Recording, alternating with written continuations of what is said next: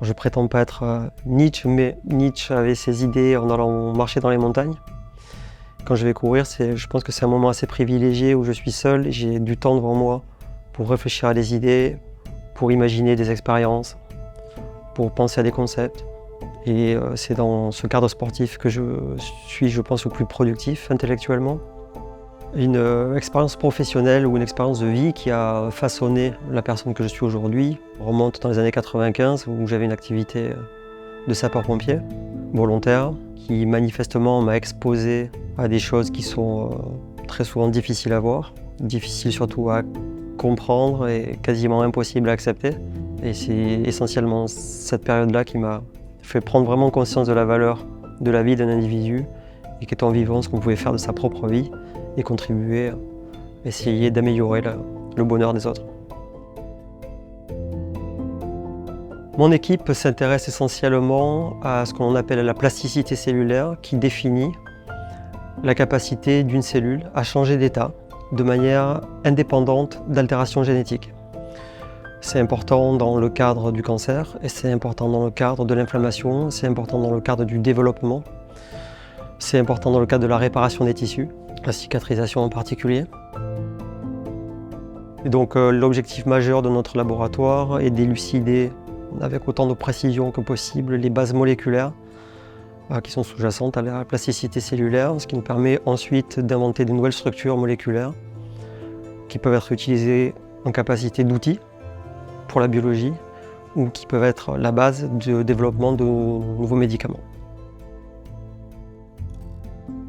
Si je devais résumer les 10 dernières années de notre activité, ici donc à l'Institut Curie, ce que j'estime être important, c'est la découverte du rôle essentiel des métaux, le fer et le cuivre en particulier, en qualité de catalyseurs chimiques de réaction, qui sont essentiels à la fois dans la dissémination métastatique et dans l'activation immunitaire qu'on retrouve dans l'inflammation. Les métaux sont très peu ou très mal étudiés, ce qui est surprenant parce qu'il y a beaucoup plus de métaux dans une cellule que de molécules d'ADN. Et le fer est en fait une sorte d'interrupteur chimique qui permet d'allumer des gènes qui sont éteints, et donc en particulier dans ce cadre, des gènes qui sont impliqués dans la dissémination métastatique. Et nous avons découvert qu'il était possible d'exploiter cette abondance de fer pour produire des espèces réactives de l'oxygène qui vont éradiquer justement cette population.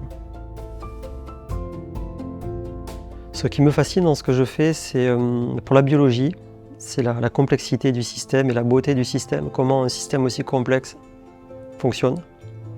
Voir qu'il y a des gènes, que ce qui nous définit se résume à 4 lettres qui sont agencées dans un certain ordre, qui fait qu'on va être en bonne santé ou on va être malade. Et l'autre aspect, c'est celui, je pense, qui concerne un petit peu plus le chimiste. En chimie, on fait des molécules. Et je trouve absolument prodigieux d'être en capacité de choisir ces atomes et de pouvoir les assembler avec des liaisons covalentes pour faire des formes qui vont faire des structures qui potentiellement peuvent avoir un effet dans la cellule, bénéfique ou délétère. Ce prix me touche particulièrement, sachant que Gene Schuller était chimiste lui-même. Et quand on voit la liste prestigieuse des précédents récipiendaires, elle est quand même assez largement couverte par de la biologie et des biologistes. Et je trouve assez satisfaisant dans une certaine mesure que cette année, ce prix soit attribué à un chimiste qui par ailleurs s'intéresse à la santé. Donc ce prix me donne de grosses responsabilités. Voilà.